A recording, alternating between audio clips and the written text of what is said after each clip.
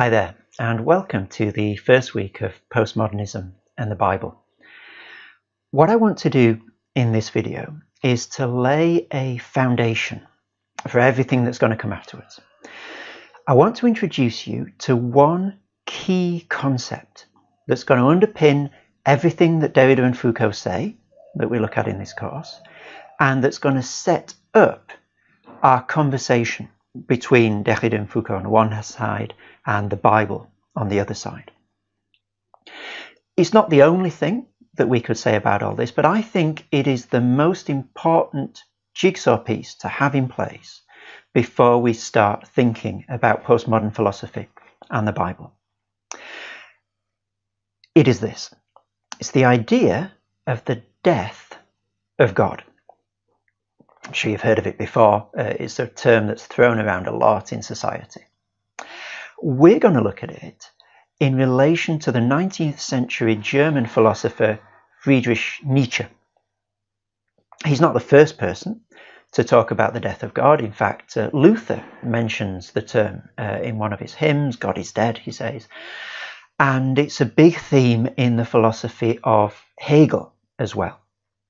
But its quintessential formulation, the one that people usually go back to, and the one that has had the most influence on subsequent thought, is Nietzsche's understanding of the death of God. He talks about it most emblematically in a very short passage from his book Die Fröhliche Wissenschaft, usually translated into English as The Gay Science. It's only about a page long, and I've put it on this website just below this video.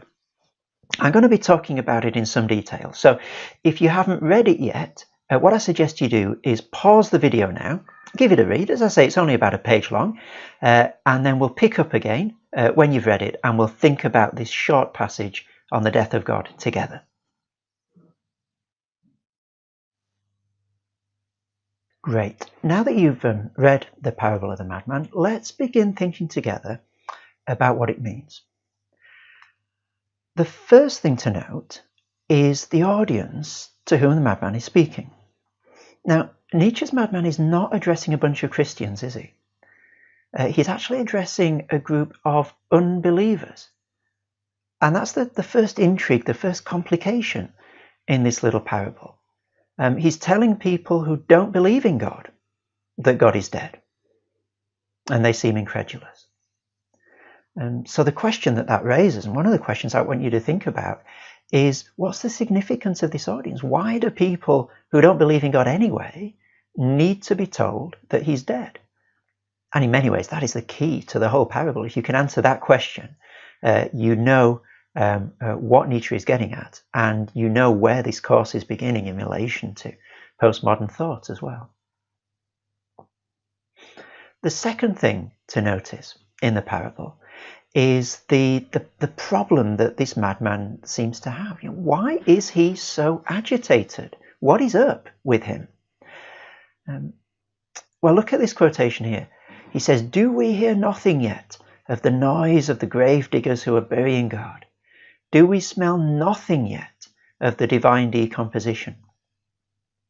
What is his problem? His problem isn't so much that God is dead. The problem is yet that we haven't actually clocked that fact. We haven't caught up with it. We haven't worked out the implications of what it means that God is dead. But then that raises the question, well, big deal. I mean, what does it matter that God is dead? What are these big consequences that the madman is so bothered about? I'm glad that you asked. And in order to answer that question, we need to go all the way back to Plato, ancient Greek philosopher, almost the founding philosopher of the Western tradition. There's a famous quote that says all of Western philosophy is footnotes to Plato. So we're going right back to the source here. And what Nietzsche is doing is he's basically telling us that Plato doesn't work anymore. And that is a problem for us because everything that we think depends on it working. So what is Plato saying? and how does it not work? Those are the two things I want to discuss with you now. First of all, for Plato, everything that exists in two different worlds, and I've represented them on the screen here in terms of a top circle and a bottom circle. Here we go. This bottom circle here is the world in which you and I live. It's the world of objects, it's the world of people, it's the world of air and water and earth, individual particular things. Now, this world, for Plato, is not really real. It's actually a shadow world. He's got a famous story where he tells of people living in a cave where they see shadows on the wall and they think they're real things, but they're not.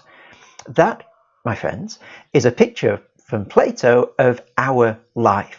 We think this is real, but actually it's not ultimate reality at all. In this world in which we live, there are phenomena, which just means things that appear to us, things that we see, that we engage in with our five senses. There are particulars, which means individual things, you, me, this cup, that table, that ball. Things in this world are becoming, there we go, which means that they're not stable, they're not eternal, they're always changing. This is a sad fact of life, isn't it? You and I are gradually dying, and before long we'll die. The computers on which, our telephones on which we're watching this video will conk out and fail eventually. Everything in this world is gradually decaying. Nothing is eternal. And therefore this is a world of change. Now, luckily for Plato, in the way that he sees things, this world of becoming and particulars and change and phenomena is not the only world. There is a second world, just as real, in fact more real than this world that we experience with our senses, and it's the world of the forms, or the ideas. That should be ideas without an L. There we go. Now, the forms for Plato are the eternal, unchanging, universal ideas of things. So, take an example. There are lots and lots of dogs in this world. Let's pick Labradors, lots and lots of Labradors. They're all a bit different. Some of them have got fleas, some of them walk with a limp, some of them are old, some of them are young, some of their teeth are falling out, and so on and so on. But in the world of the forms, for Plato, there is the perfect Labrador, of which all the Labradors in this world are imperfect copies.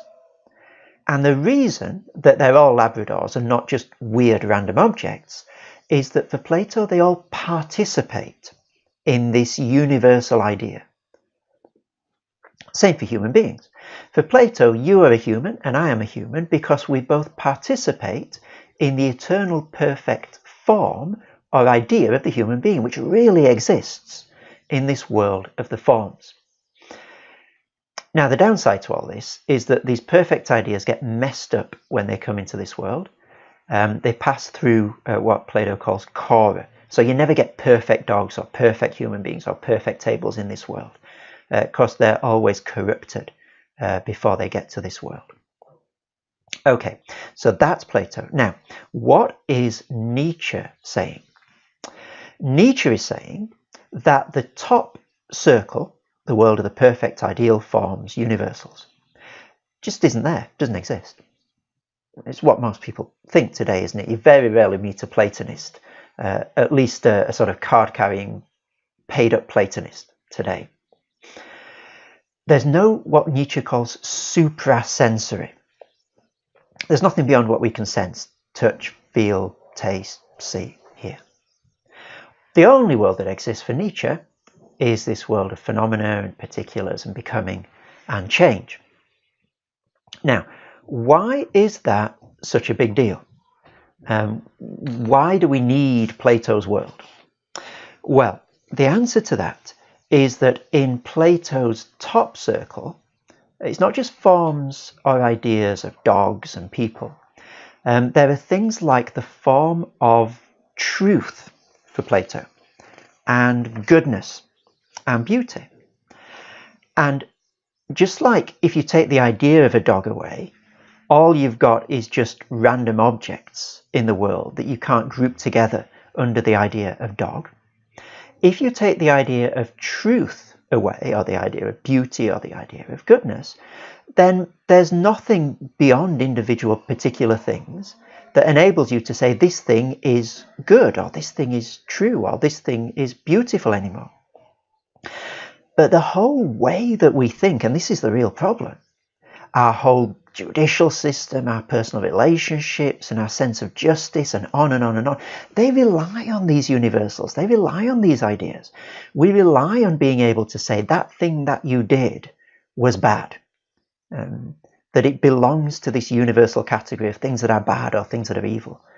We rely on things being able to be grouped under the category, under the idea of the true. Society just couldn't function in the way that we've set it up if these ideas weren't there.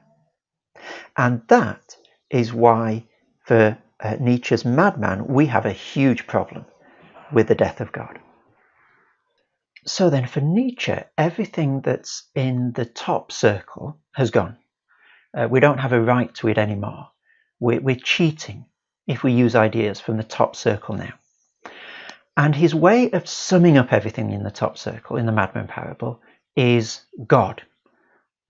God functions for the Christian tradition in roughly the same way that Plato's ideas do. There are big differences. We'll come to some of them in the course, but for the sake of this lecture, there's a similarity. So God, like Plato's ideas, stands outside of this universe, of this existence that we can taste and see and touch. And God, like Plato's ideas, guarantees that things like truth have meaning beyond our own feelings or the chemicals in our brains, that there is a goodness that's not just a feeling that we have, it's not just a hunch, but things are good in a way that transcends cultures and in a way that transcends time. And so if God is dead, all these Platonic ideas are dead, we no longer have a right to draw on them when we're trying to construct our society and think about how we want to order our lives. So then, the problem for Nietzsche with the death of God is that it's, as a consequence, we need to rethink our whole way of thinking, because our whole way of thinking is based on a set of ideas and intuitions and principles that need God in order to work. And if we don't have God anymore, if we don't have Platonic ideas anymore, then we shouldn't be using these ideas either. So in a sense, what all Nietzsche's doing is he's calling us to a bit of honesty. He says you can't take all the good things that God gave you, so to speak, truth, goodness, beauty, all those things he underwrote and guaranteed, and then get rid of God. You either get rid of both of them or you keep both of them. And that's really what the madman is getting at. So when he says something, for example, like, what did we do when we unchained this earth from its sun? It's a really vivid image, isn't it? This passage is full of vivid images. How are we supposed to understand something like that? What is the madman saying? Well, he could be referring to something like the Copernican revolution, couldn't he? The idea that we used to think that the earth was at the centre of the solar system and everything rotated around the earth, but then owing to the insights of Kepler and Copernicus and others, Galileo, we came to see that it was actually, no, it's the sun that's at the centre of the solar system, and the earth rotates around the sun.